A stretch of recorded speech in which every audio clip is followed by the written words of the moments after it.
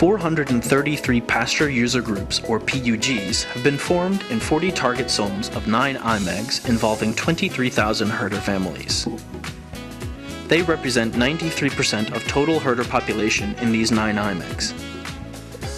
About 10,000 herder families were trained in the basic skills of participatory planning and managing the use of their common pasture lands. These include definition of PUG boundaries, hand sketch maps, simple pasture use plans, and PUG pasture use regulations. As of today, the progress of PUG functional development looks like this.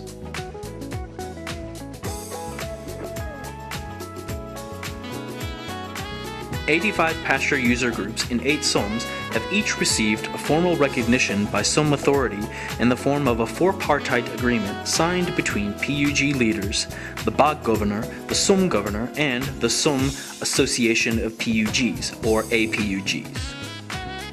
This represents 20% of a total 500 PUGs in 45 target SOMs. The agreement involves 4 provisions: definition of PUG boundaries, number of herder families, number of livestock, and seasonal schedule of rotational grazing and resting. As a result, the effectiveness of rotational grazing and resting of pastures in these SOMs has improved. The pasture user groups have organized the resting of about 1 million hectares of pastures as a reserve for winter and spring grazing, and scheduled rotational grazing in 864,000 hectares of summer and autumn pastures.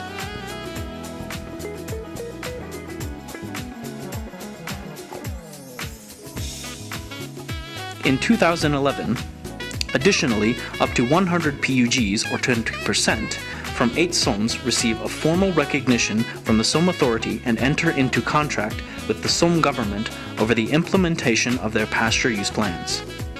Not less than 1 million hectares of additional winter and spring pastures are under regular resting. Not less than 600,000 hectares of additional summer and autumn pastures are under regular and scheduled rotational grazing. 100 PUG leaders will learn and apply these skills to assess the health of their pasture lands.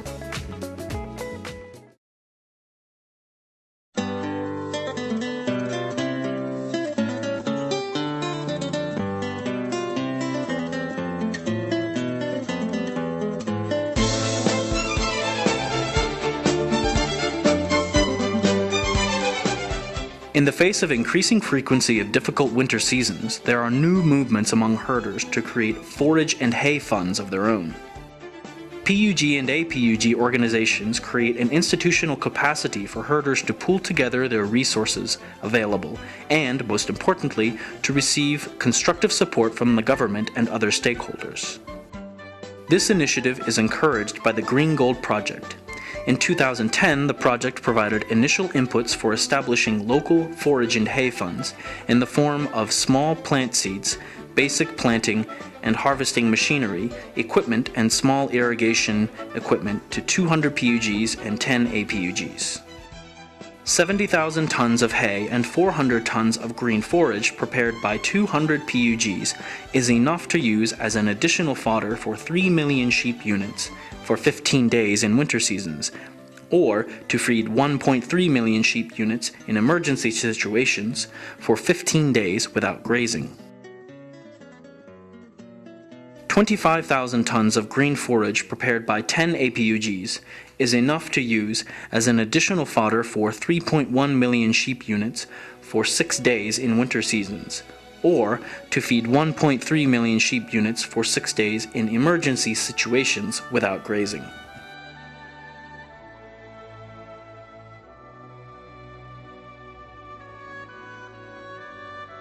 In 2011, PUG forage and hay funds will increase by 30%.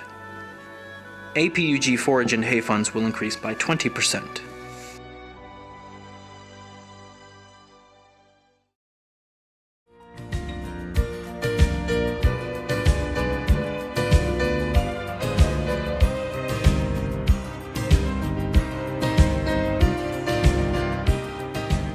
Green Gold Project facilitated national workshops where donors expressed a united voice on critical issues relating policy and legal reform on pasture land management through a joint conference of the World Bank, SDC, UNDP, MCA, to debate a draft of pasture law.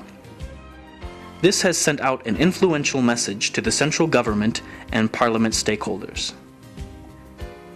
Based on the experiences of the Green Gold Project Phase 1 testing, the appropriateness of current legal frameworks to promote sustainable management of practices of pastures, the Green Gold Project has provoked a debate among participants on the basic concepts of pasture law submitted to the Parliament.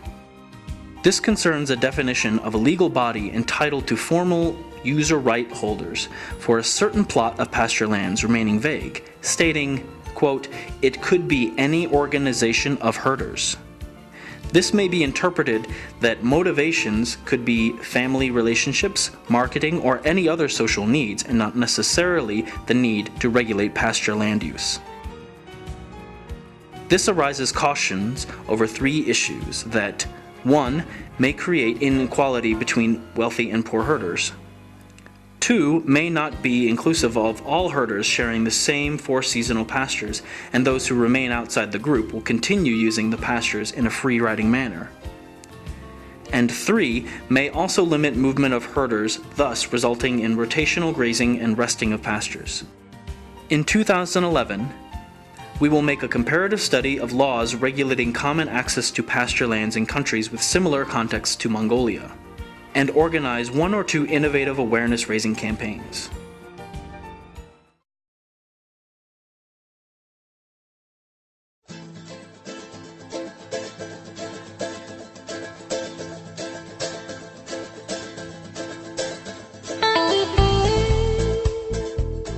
Mongolia is creating the National Reference Database on Pasture Land Health.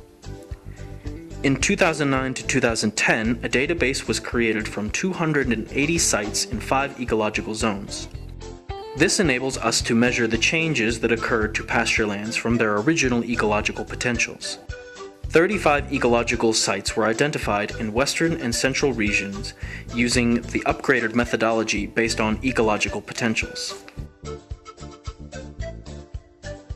The preliminary results show that 90% of pastures selected have undergone some ecological degradation, 44.6% moderately degraded, 22.8% heavily degraded, and 1.1% very heavily degraded. Technological trials on the resting of degraded pastures in different ecological zones covering 45 SOMs provide the following preliminary knowledge. 1. Forest steppe pastures require up to 4 years of resting to recover. 2. Steppe pastures require 5 to 9 years of resting to recover. And 3. Desert steppe pastures require more than 10 years of resting to recover. In 2011, our goals are to cover the eastern part of Mongolia and identify ecological sites and make pasture land health assessments.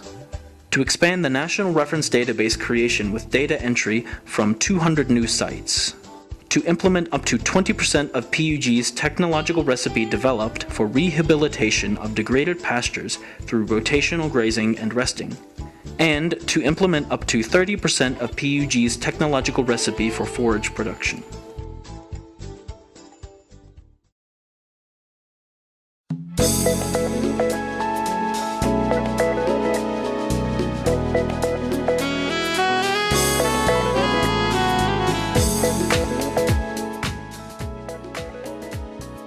Six local companies have concluded annual supply contracts with 16 association of PUGs in 16 SOMs. Processing companies prefer to establish contracts not with individual herders or small groups of herders, but through formal organizations like APUGs. Through collective sales, herders are able to accumulate amounts that would enable them to negotiate and bargain the prices, as well as access some advantages of making formal contracts, such as advance payment.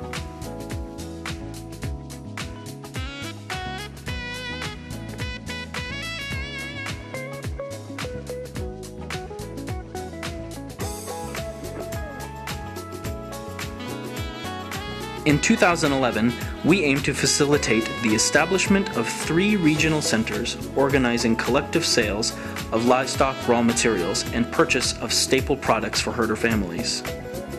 The establishment of all herder business cooperatives in 15 zones. And additional income earned by a herder family through collective sales increased by 30%.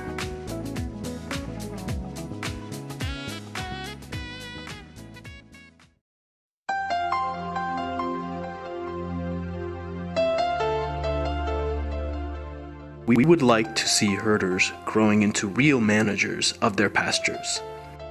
We would like to see herders growing in the resilience capacity to stand up to the risks of natural disasters. We would like to see the creation of a conducive legal and policy environment for sustainable management practices of pastures. We would like to see Mongolians being able to preserve its green gold pasture lands, leaving them as green as now, even for future generations. We would like to see herders growing into competent trading partners.